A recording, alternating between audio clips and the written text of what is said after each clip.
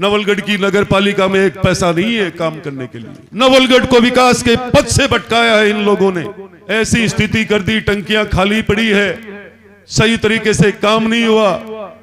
इतना बड़ा भ्रष्टाचार हुआ है कि पहली बार इस भ्रष्टाचार की जांच के लिए सीबीआई जांच कर रही है कि पिछली जो गवर्नमेंट ने और पिछले विधायकों ने और उस गवर्नमेंट के लोगों ने, उस गवर्नमेंट में जो अधिकारी लगे हुए थे उन लोगों ने मिलकर के इतना भ्रष्टाचार किया कि राजस्थान को बेच दिया। आप उठाकर लोगों ने विकास की चादर ओढ़ करके सिर्फ चर्चाएं की है, गाथाएं गाई है, ढोल बजाए उन लोगों ने, हमने विकास किया, हमने विकास किया। अपने मेहनत की है 2023 के चुनाव में, उसका रिजल्ट विकास के रूप में आपको लगातार निरंतर देता रहूंगा।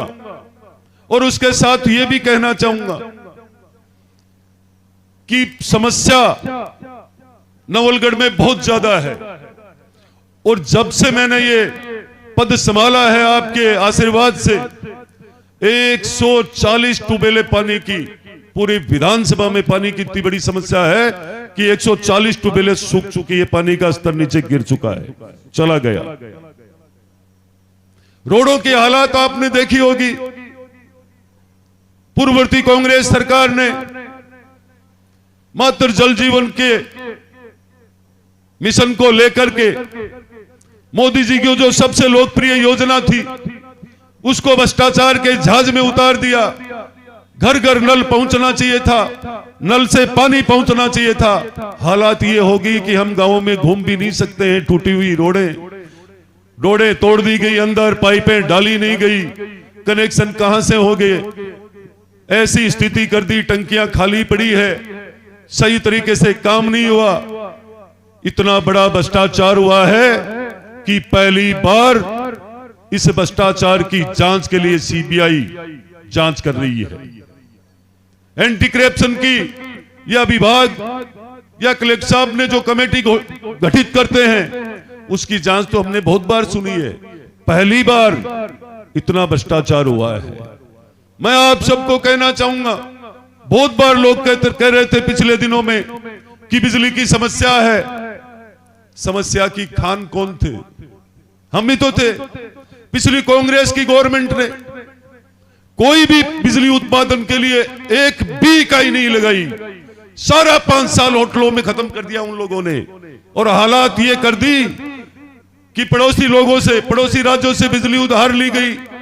और जो ही राजस्थान में बीजेपी की सरकार आई, भजनलाल सरकार ने वो उधारी बिजली भी वापस चुकाई और राजस्थान की जनता को महंगी बिजली खरीद करके दे करके कैसे जैसे कर करके ये गर्मी का समय निकाला। मैं आपको ये कहना चाहता हूं कि पिछली जो गवर्नमेंट ने और पिछले विधायकों ने और उस गवर्नमेंट के लोगों ने, उस गवर्नमेंट में जो अधिकारी लगे हुए थे उन लोगों ने मिलकर के इतना भ्रष्टाचार किया कि राजस्थान को बेच दिया। आप उठा करके देखो, नवलगढ़ की नगर पालिका में एक पैसा नहीं है काम करने के लिए। ये हालात कर दी थी।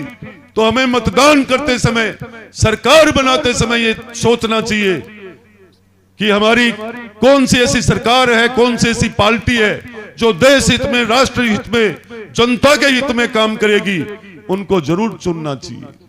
हम सबको विकास को याद रखना चाहिए, विकास का साथ देना चाहिए, क्योंकि लोगों ने विकास की चादर ओढ़ करके सिर्फ चर्चाएं की है, गाथाएं गाई है, ढोल बजाए उन लोगों ने, हमने विकास किया, हमने विकास किया।